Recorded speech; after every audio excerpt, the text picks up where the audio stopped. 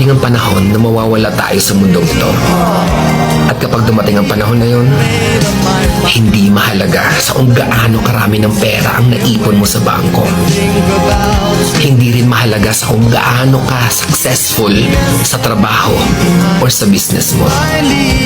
At lalong hindi mahalaga sa kung gaano kaganda ng mukha at ng katawan mo. Dahil ang mahalaga pagdating ng panahon na yun ay ang sagot sa tanong na naging masaya ka ba?